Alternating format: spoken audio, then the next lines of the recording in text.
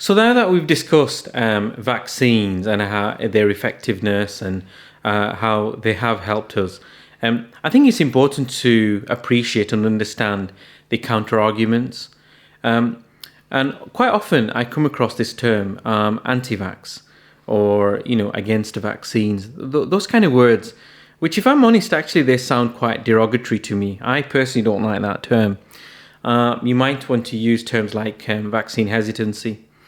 People who are curious and asking questions. I think I like to see it that way. I think it's healthy. It's good that people ask questions of us and people want to understand the positives and negatives of any treatments, any suggestions that we have to make as healthcare professionals, so that they can make an informed choice. So to simply kind of categorize people as being negative, pessimistic, anti-vaxxers, I don't think it makes for healthy debate. I don't think it makes for good medicine either. So I would avoid those terms. So, how will these things come up in your interview?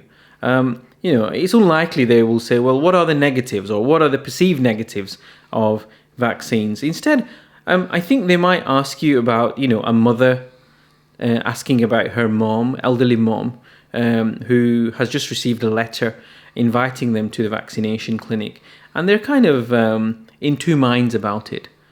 And they want you to discuss that. So it's like a role play. It's like a scenario. You might have to do it live with a person and discover what their concerns are. You might have to discuss it in third-person terms with your interviewer and be able to look at the pros and the cons, the challenges and so forth around the vaccination effort. So it's important you kind of consider the issues around hesitancy. I've come across a few different angles to hesitancy, and perhaps I might share those with you. One discussion that people have is the effects it can have on the unborn child, for example. So especially with young mothers who are in childbearing age, people who haven't had children yet and will consider having children perhaps in the future. So the last thing really a person wants to do is potentially put their unborn child at risk. So it's understandable that they ask questions. So it's we need to do our reading. We need to understand where they're coming from, and we need to be able to reassure them. If we reassure them, great. If we don't reassure them, we certainly don't stop supporting them. We certainly don't stop, being their doctor and labeling them as anti-vaxxers. All right. I think it's right that people have questions about things, and it's only right that they ask those questions and we answer appropriately. Certainly, the Royal College of Obstetrics and Gynecologists in the UK have published data, have published research around vaccines, and certainly around the technologies used to develop some of the COVID-19 vaccines, which show that there is absolutely no link whatsoever between vaccine and any kind of problems with pregnancy with the unborn child, such as like deformities and so forth that people talk about. Certainly things like sudden infant death syndrome that you get in newborn children, SIDS. That's not. There's no causal link. There's no proven link between vaccines and SIDS. And it's important to perhaps that you understand and be able to articulate that. Understandably, some people are worried about harmful ingredients that go into vaccines, perhaps, and they might cause problems, genetic problems. They might cause, toxicity, and they might cause deformities and problems that we might have come across certain medications in the past. Like thalidomide might be something that comes to mind. Well, it's important to reassure our patients that actually ingredients, whether it's the base material, whether it's the active ingredients, whether it's the technology, all these things in vaccines go through phase trials, and actual, regulators are constantly monitoring what goes in, and all of this needs to be declared in the public domain as to what is used to develop a vaccine, what ingredients you'll find in a vaccine. So it's important to reassure people that you'll know 100% what's in a vaccine. and you can actually study each and every ingredient before you consent or go ahead with the vaccine. It's important to know what's in a vaccine, of course, because it may include a chemical that you might be allergic to or you might react to. So certainly that vaccine will be very harmful for that person. So for that reason alone, I think it's important that anything that goes in medicinal products, in vaccines, is declared. So that the due diligence could be done by healthcare providers and, of course, patients before they consume the product. Some people argue between vaccine herd immunity versus natural herd immunity.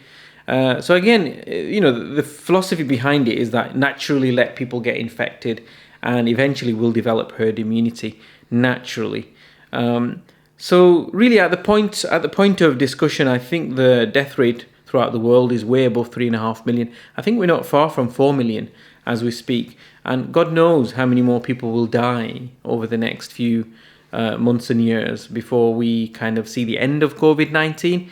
So I think the hard question to ask there is, look, in achieving herd immunity naturally, which I'm sure we will do at some point if we left it completely to nature, what about all the people's lives that we have lost and will lose over time?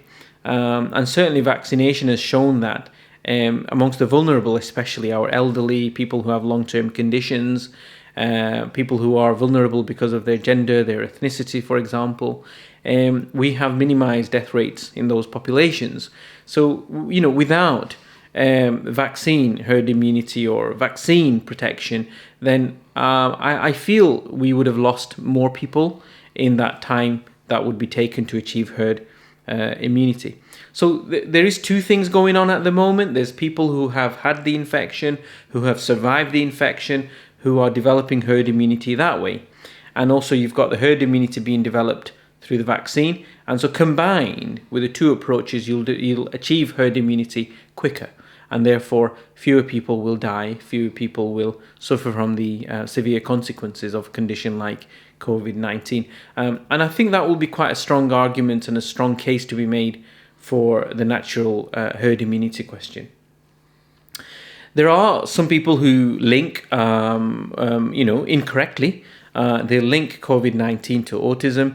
And it's important to realize there's absolutely no evidence whatsoever, no link whatsoever between COVID-19 vaccines and autism. In fact, the link that was made by Dr. Andrew Wakefield in 1998 between MMR vaccine and the autism issue, it was later subsequently disproven. There was flaws found in the studies that were presented by Dr. Wakefield, and he himself was actually struck off from the register subsequently for falsifying issues and various things, which I won't go into detail today.